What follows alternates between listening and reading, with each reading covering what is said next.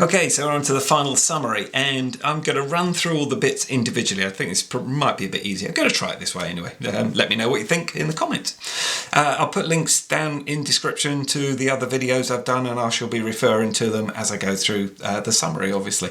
So, transmitter, first of all, I thought we'd start with exactly the same as the Bugs 3 transmitter, apart from they've just marked it up, and it's in a slick black colour, so it does look nice. It is a toy grade transmitter, and the control on it is really nice, actually. I sometimes thumb, I sometimes pinch, and I found it great with both.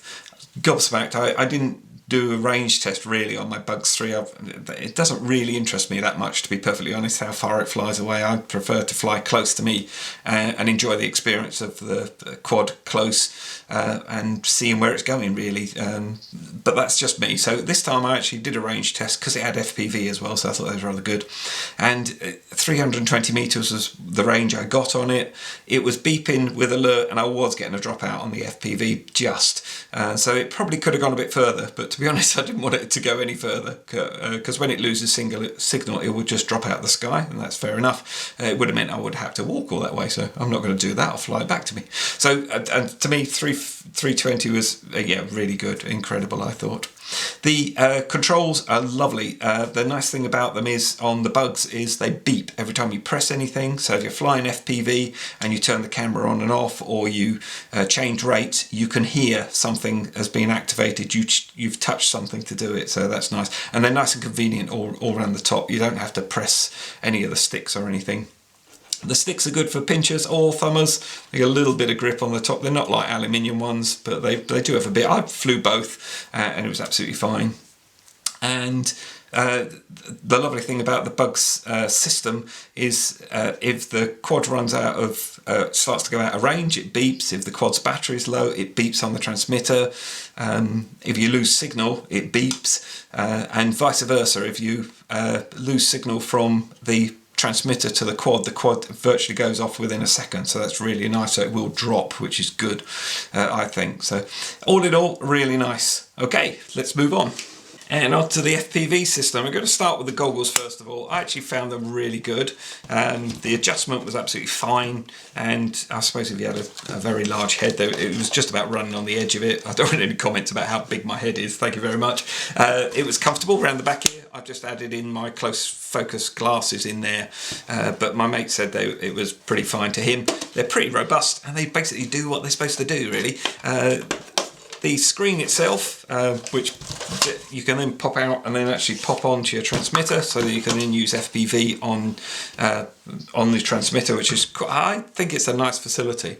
The screen, I thought it was a screen error at first, because it really wasn't. I didn't find it that sharp. I swapped to an expensive pair of box goggles, which actually cost more than this whole complete setup for the Bugs 8. And I've been buzzing this one around on review, the little Dice Elf, and absolutely superb. I flew only on these and I found them absolutely fine, really good quality. My lens has actually sort of improved over time. Now, I can't suggest this to everyone, but in one of my crashes, and I've had quite a few crashes, anyone flying around tight areas on FPV with something like this, I would hope would have the old crash with it. I've had quite a few. I clipped a tree and went down into a ditch. Now, I thought the ditch was empty. By the time I'd sort of ambled over to get it, I realised the quad was actually sat 2 foot underwater. I didn't realise it had caught that bit of the burn or the stream. So my quad literally was waterlogged. I unplugged the battery, put it in the airing cupboard of shame overnight, and then it actually seems to be performing really well. The camera seems to be pretty good, actually. I mean, it's doing as good a job as it was. It's not the best in the world, I must admit. I can't find a way of refocusing the camera. I'm sure you could strip it all down, but it doesn't look an easy way of getting into it, to be perfectly honest. And I'm quite happy with it now. It really works well. And it might have been just mine needed to settle down or something or other, but I'm very pleased with the screen setup. I can understand people saying it looks a bit Mickey Mouse, but to be honest, that size screen in there, I was flying around the garden, no problem with the Elf. Absolutely absolutely no problem at all. Really good. And the screen lasts for ages. I haven't bothered running it right out, but it does last for a really long time. And you just charge it on a micro USB there. So, and the settings, once you get the settings right and comfortable for you, they're really good. And also it hunts around for the next channel, like when I was flying on the Elf here, picked that up no problem at all, didn't pick up a ghost channel, and it was really nice. So yeah, no, really impressed with the FPV on this quad. What? Something certainly happened to it. Oh no. Oh cracky no. It's happened again. Oh, look at that. I can't believe it's happened again. Every one I get. It must be in the hangar. This shouldn't happen to every quad. It's tigeritis. Oh heck. Hey, mind you, look at the mods I've done to the Bugs 8. Okay, let me show you exactly what I've done inside. Yes, tigeritis has struck again. So let's see what mods I've done, which I think improves the quad quite a bit actually. So we've got here 47 grams, and that's basically 17% of the actual weight of the quad. I've taken all this off, it's made no difference apart from improve the quad in a lot of ways. So you get longer flight times, and the performance is going to be better purely because you're not carrying quite so much weight. So what did I do? Took the battery out of its nice little holder here. I don't see any use for this at all. And then the cage that holds the battery to the actual quad itself, I don't see any sense in that either, and you'll see why. But this is just my way of doing it. I can understand some people going, my word, what have you done to it? It was really simple, just literally unscrew all these bits and pieces. There's all the screws in there. I took the legs off, so they got the 4 legs off and out of the way, and then I took that top pretty looking body off as well. So I have made it look a little bit more basic, shall we say. And there it is. So that's her all stripped down as far as I'm concerned. I'm not going to bother taking any more off. I did look at taking this off, but I think it does just give a extra little protection to that lens. And the facility of tilting this lens is absolutely superb, I think. I really liked it, and it's got little click stops as well, but you can actually stop it in the middle of the click stops. It will just sit there. So I was really pleased with this sort of thing. It would save a little bit of weight if you took that off. I can't see a way of refocusing the lens, as I said earlier. Now this has had loads of bashes, and like I said, completely submerged in water and all dried out. Everything's all functioning absolutely fine. So really, really good. Yes, it is plastic, but it's very durable. I've had straight into the side of my garage. It's a sort of classic one when I go through between the garages, any slight error there and it's just hammered into it. I've gone straight into trees. As you can see, absolutely no marks on it at all. You could break it. It is breakable by all means, but I haven't, and I've had some reasonable dings with it, I must admit. I put the battery on the top, which keeps us totally clear at the bottom. A little bit more racer style. It's not a racer. I know a lot of people are shouting it's not a racer. It isn't a racer. It will never be a racer. They just use the term, I think, because of a little bit of the styling looks a bit racerish. If you take the legs off, like I did, and you want to use it like this, I'm just going to put a couple of cable ties or zip ties around there, because the cables that go from the motors back to the it's a 4-in-1 ESC. They go back to that. They are held by the legs, so you have got a sort of catch point there, which could possibly catch.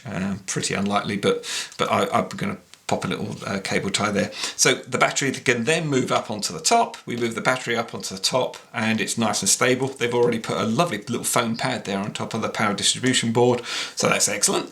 And it's much easier to get into the camera itself as well, if you want to change the frequency, or if you want to insert and remove the micro SD card. The thing you must do if you do this, wrap a little cable around or something around the tail lights, run it over the top here. If you don't do that, this catches that prop. So and if you whack that round, just put it over the top there. I never had a problem, it hasn't caught it once. I've done manual flips with this. It's been bashed around. That camera does battery has not moved and has not interfered with the actual props at all. Here's a quick test I did with the three different sets of props. I did bullnose ones, I did the Tri, and I did the original ones, and you can just see what the difference is.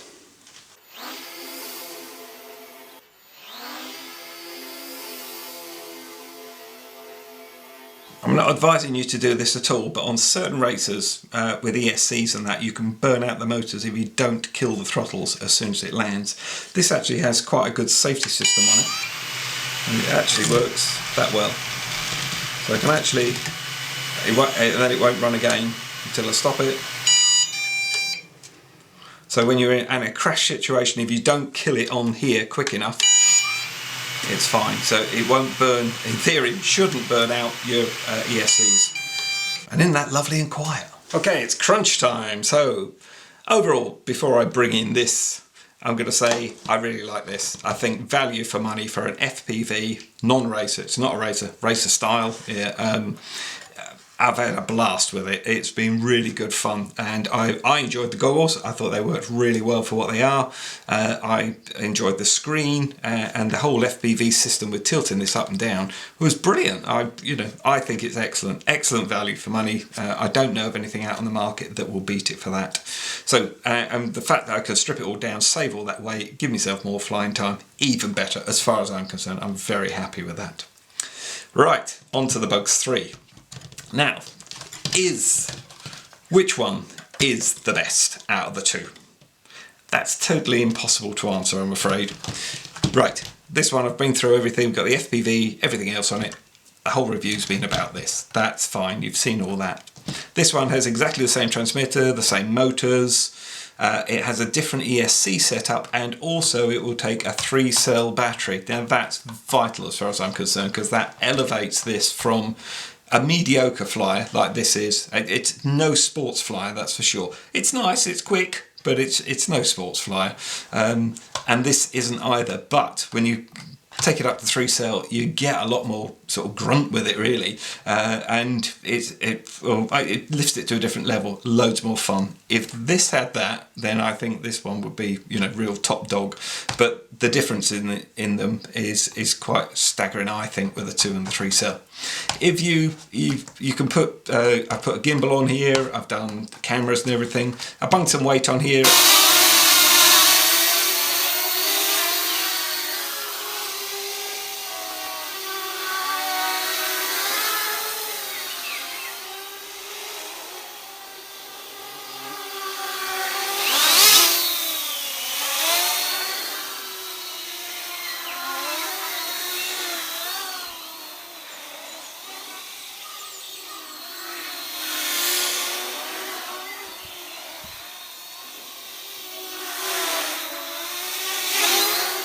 Wasn't too much of an effort on the 2-cell. I tried it on the Bugs with the same amount of weight, and it worked. It lifted about the same, so there's no real gain in them on the 2-cell. Put the 3-cell on here, you get a load more power, so obviously that's going to benefit. So it really is up to you to choose. It's a big old world out there, and there's lots of people with lots of opinions on what's what, and that's fine. I mean, that's the nice thing about YouTube, I think, and I do appreciate all your comments and the thumbs up and everything. The odd thumbs down, that's life. If you do give a thumbs down, let me know what wasn't quite right for you. I'm not saying I'll alter things, 'cause you can't just please one person on a channel, but always be interested if that's what you're doing.